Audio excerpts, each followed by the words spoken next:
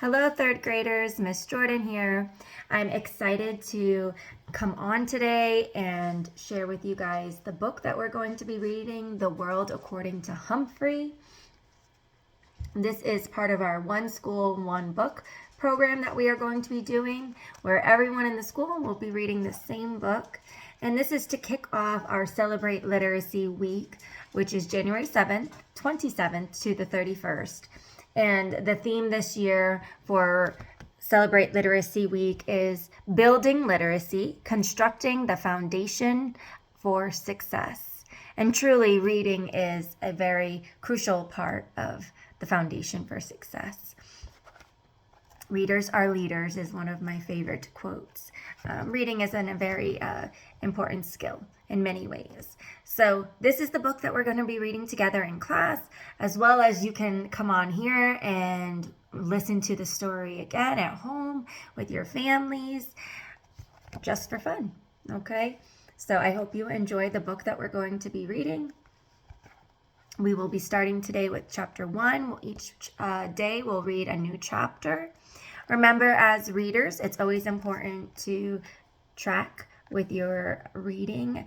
That is a way that helps keep our minds locked in on the text so our minds don't drift.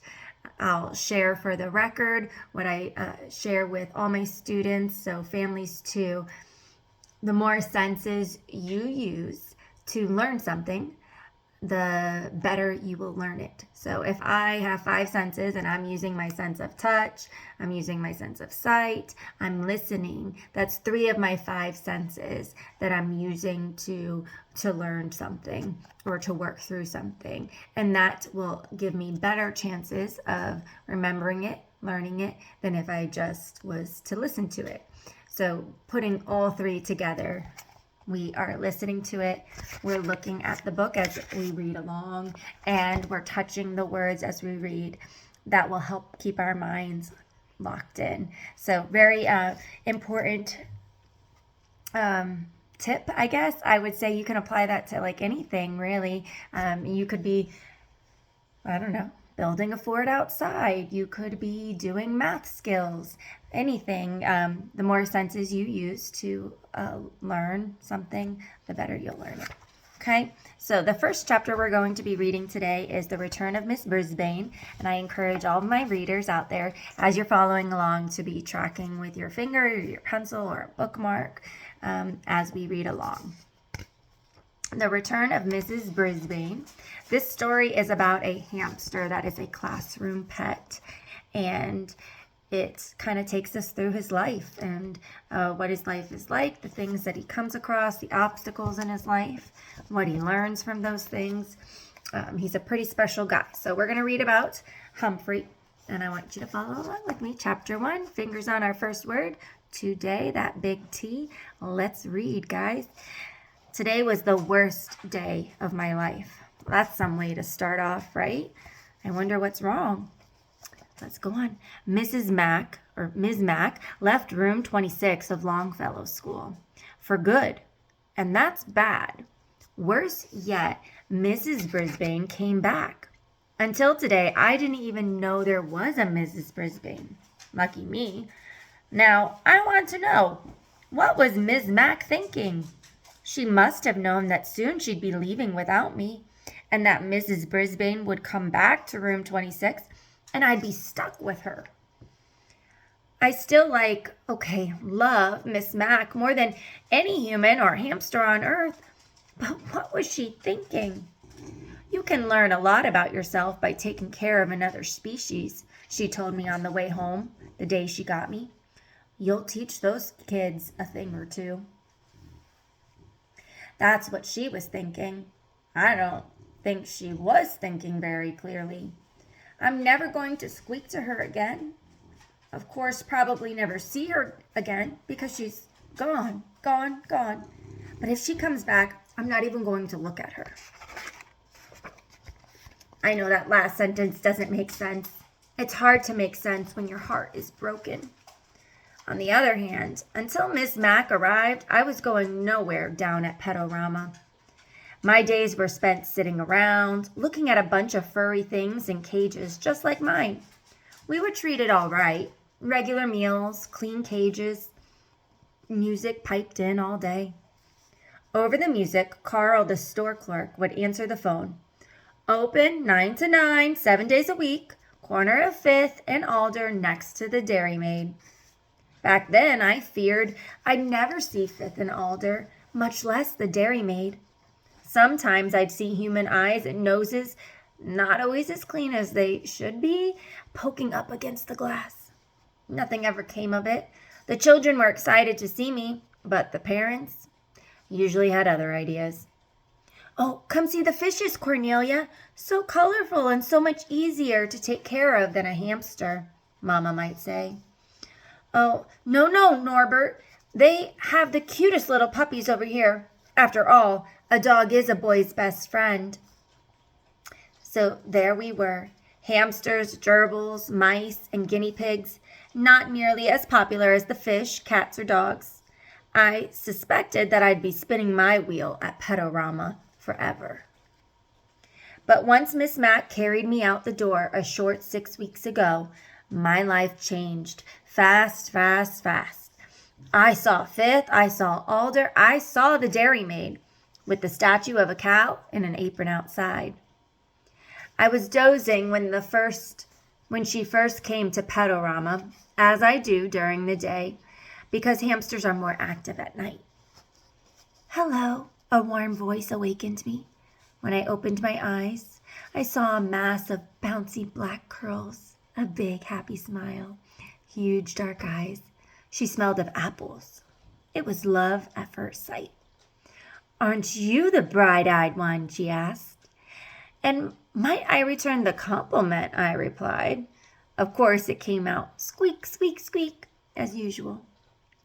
Miss Mack opened up her purse with the big pink and blue flowers on it. "I'll take him," she said. She told Carl. "He's obviously the more intelligent and handsome. He's the most intelligent and handsome hamster you have." Carl grunted. Then Miss Mack picked out a respectable cage. Okay, not the 3-story pagoda I had my eye on, but a nice cage. And soon, amid squeals of encouragement from my friends in the small pet department, from the teeniest white mouse to the lumbering chinchilla, I left Petorama with high hopes. We sped down the street in Mrs. Mack's bright yellow car. She called it a bug, but I could see it was really a car. She carried my cage up the stairs to her apartment. We ate apples, we watched TV. She let me run around outside my cage. She gave me my very own name, Humphrey. And she told me all about room 26, where we'd be going the next morning. "And since you are an intelligent hamster who is going to school, I have a present for you, Humphrey," she said. Then she gave me a tiny little notebook and tiny little pencil. "I got these for you at the doll shop," she explained. She tucked them behind my mirror where no one could see them except me. "Of course, it might be a while before you learn to read and write," she continued, "but you're smart, and I know you'll catch on fast." Little did she know I could already make out some words from my long, boring days at Petorama. Words like chew toys, kibble, pooper scoopers. Remember, a hamster is grown at about 5 weeks old. So if I could learn all the skills I need for life in 5 weeks, how long could it possibly take to learn to read? I'll tell you, a week. Yep, in a week I could read and even write a little with the tiny pencil. I have a special guest that keeps coming in to interrupt our story. That's Miss Soleil. Next time she comes up, I'll let you see her. In addition to schoolwork, I learned quite a bit about the other students in room 26. Like, lower your voice, AJ, and speak up, Saya, and wait for the bell, Garth, and Golden Miranda. Even after I found out her name is really Miranda Golden, I thought of her as Golden Miranda because of her long blonde hair. And after all, I am a golden hamster. Yes, life in room 26 suited me well during the day. My cage had all the comforts a hamster could ask for. I had bars on the window to protect me from my enemies. I had a little sleeping house in one corner where no one could see me or bother me. There was my wheel to spin on, of course, and a lovely pile of nesting material. My mirror came in handy to check my grooming and to hide my notebook. In one corner, I kept my food. The opposite corner was my bathroom area, because hamsters like to keep their poo away from their food. Who doesn't? All my needs were taken care of in one convenient cage. At night, I went home from school with Miss Mac and we watched TV or listened to music. Sometimes Miss Mac played her bongo drums. She made a tunnel on the floor so I could race and wiggle to my hamster's heart's content. Oh, the memories of those 6 weeks with Morgan McNamara. That's her real name. But she told her students to call her Miss Mac. That's how nice she is. Or was. On the weekends, Miss Mac and I had all kinds of adventures. She put me in her shirt pocket right over her heart and took me with her to the laundry room. She had friends over and they laughed and made a fuss over me. She even took me for a bike ride once. I can still feel the wind in my fur. I didn't have an inkling until this morning of the unsqueakable thing she was about to do to me. On the way to work, she said, "Humphrey, I hate to tell you, but this is my last day in room 26, and I'm going to miss you more than you'll ever know." What was she saying? I hung onto my wheel for dear life. You see, it's really Mrs. Brisbane's class, but just before school started, her husband was in an accident, so I took over the class. Today, she's coming back for good. Good? I could see nothing good in what Miss Mac was saying. Besides, I want to see the world, Humphrey, she told me. Fine with me. I've thoroughly enjoyed all the world I've seen so far, and I would go to the ends of the earth with Miss Mac. But she wasn't finished yet.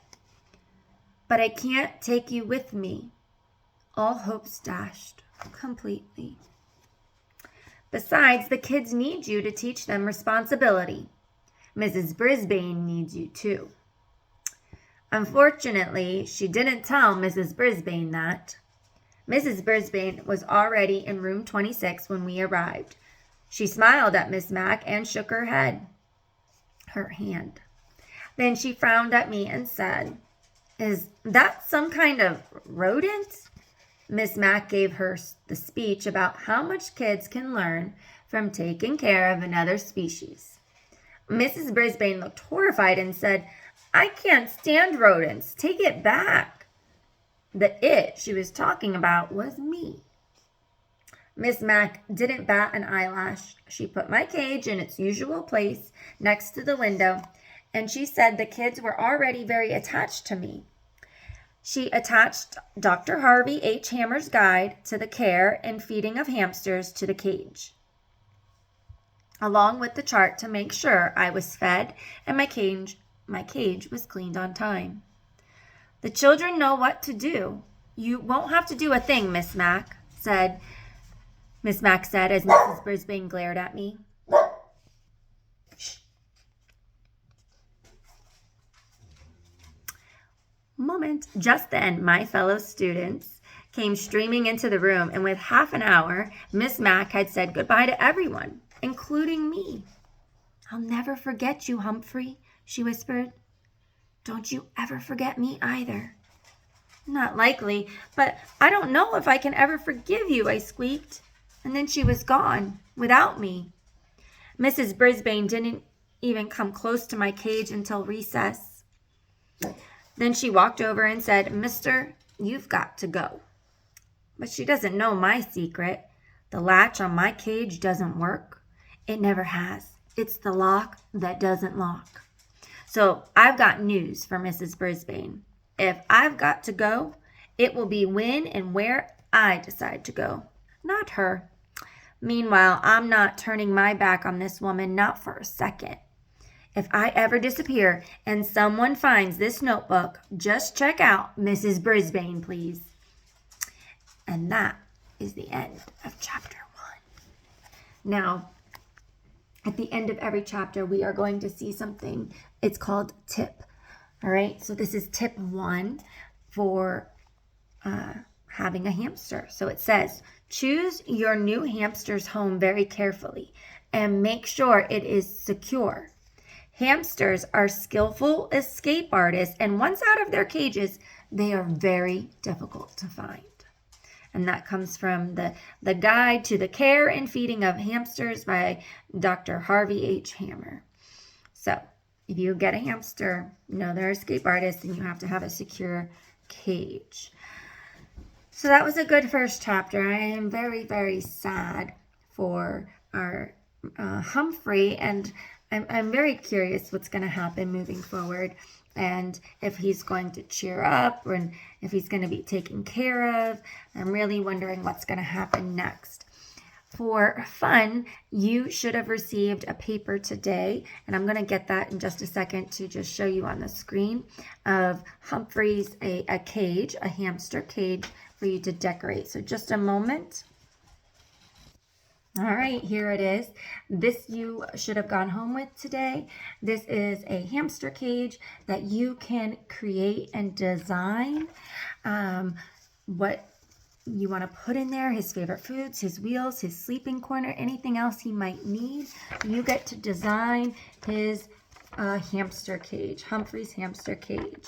So please bring this back by Friday. We'll have a little class display competition, vote on our favorite hamster cage for Humphrey. So I'm excited to see what you guys bring in. Stay tuned for chapter 2 tomorrow, and I'll see you guys later. Bye.